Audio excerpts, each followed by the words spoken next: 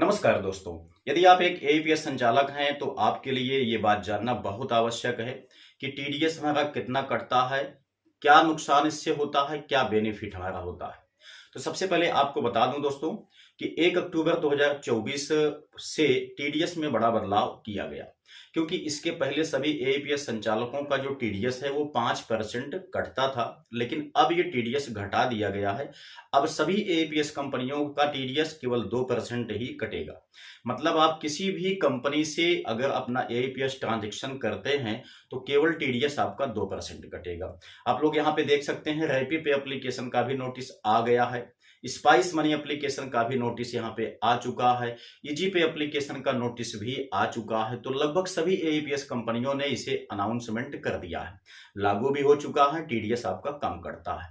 लेकिन सवाल ये आता है कि टीडीएस कम कटने से किसको फायदा होगा, किसको नुकसान होगा। तो एक बात आप लोग अच्छी तरह से समझिए दोस्तों, हम लोग जानते हैं कि आईटीआर फाइल करना बहुत मैंडेटरी है हम सभी एईपीएस संचालकों के लिए, लेकिन अभी तक केवल 25% या 20% ही ऐसे एईपीएस संचालक भाई हैं जो कि आईटीआर फाइल करते हैं। ठीक है, बाकी 80% के आसपास अभी तक हमारे एईपीएस संचालक भाई ऐसे हैं जो कि अपना आईटीआर फाइल नहीं करते हैं। लेकिन दोस्तों एक बात आप ये भी जान लीजिए कि आपका जो ये टीडीएस कटता है ना, ये आपके ही अकाउंट में रखा जाता है। यदि आप आईटीआर फाइल करते हैं तो यही टीडीएस वर्ष के अंत में आपके अकाउंट में वापस आ जाता है। ये छोटा छोटा अमाउंट आपका डिडक्ट होता है, लेकिन जब वर्ष के लास्ट में आपका कलेक्ट होकर के एक बड़ा अमाउंट आता है तो वो आपके किसी ना किसी उपयोग में हो जाता है। ठीक है, जैसे कि मान लेते हैं आपके यहाँ ट्रांजैक्शन अच्छा खासा होता है तो आपका 20,000, 25,000, 30,000 तक का आपका टीडीएस रिफंड हो जाता था अभी तक, जब आपका 5% कटता था तो।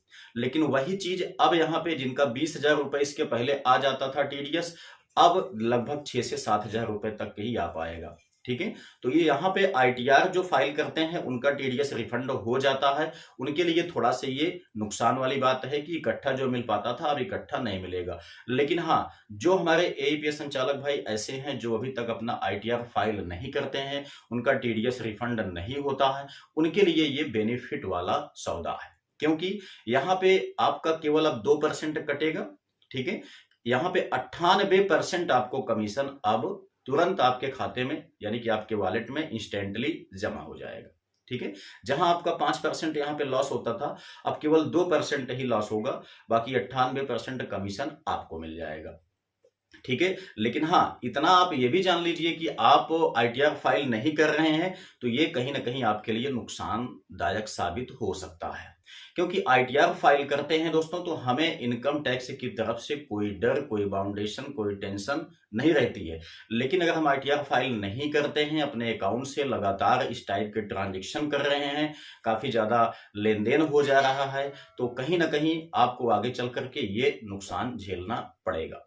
तो उम्मीद करते हैं कि टीडीएस के इस नियम से आप अच्छी तरह से अब वाकिफ हो गए होंगे। सारी कंपनियों ने यहाँ पे 1 अक्टूबर से ही लागू कर दिया है। कुछ कंपनियां बची थी वो भी अब यहाँ पे लागू कर चुकी हैं कि उनकी कंपनी का भी टीडीएस केवल 2% ही कटेगा, 5% अब नहीं कटेगा।